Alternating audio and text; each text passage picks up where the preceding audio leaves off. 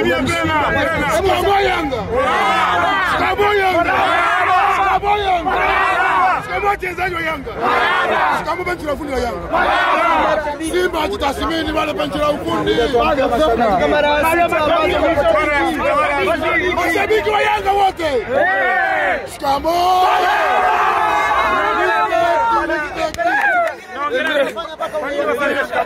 Nilifanya niambie Yanga.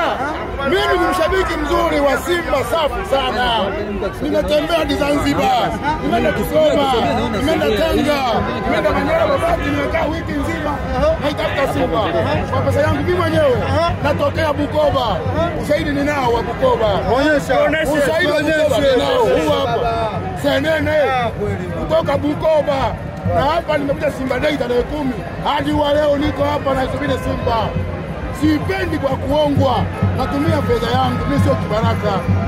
Bwana. Sasa naiambia Yanga kwa sababu maumivu niliyopata uwanjani. Hadi machozi nimelia bwana. Katika mara 6 ambazo umepoteza dhidi ya Young Africans, pengine ni ushindi upi ambao umekuumiza zaidi? Hapa imepigwa. Tulikuwa tumepumzika maumivu. Na juzi tulipata burudani ambayo sasa leo ndo tunafungua ligi. Hii ya leo imeniumiza sana kuliko iliyopita. Yaani ile mara 5 ile. Nimeshaisahau. Kwa sababu nimecheza finali Zanzibar, nimeshuhudia uwanjani. Sasa hii ya leo imeniumiza kuliko zote hii ya leo. Ndio maana nimeamua kutoa salamu kwa mashabiki wa Yanga na wachezaji wa Yanga. Na wengine ndio wanafika sasa hivi. Mashabiki wa Yanga shikamoo. Wachezaji wote uwanjani waliocheza mpira shikamoo.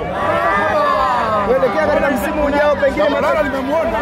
Mzungumzie kiwango cha Mohamed Hussein Zimbwe Shabalala. Hapa aisee wataka wamzomee. Mashabiki baadhi ya Simba walisema kwamba huenda akawa umri umeshamtupa mkono. Hata mimi nilisema mwanzo. Na umesema atakifanya uwanjani leo.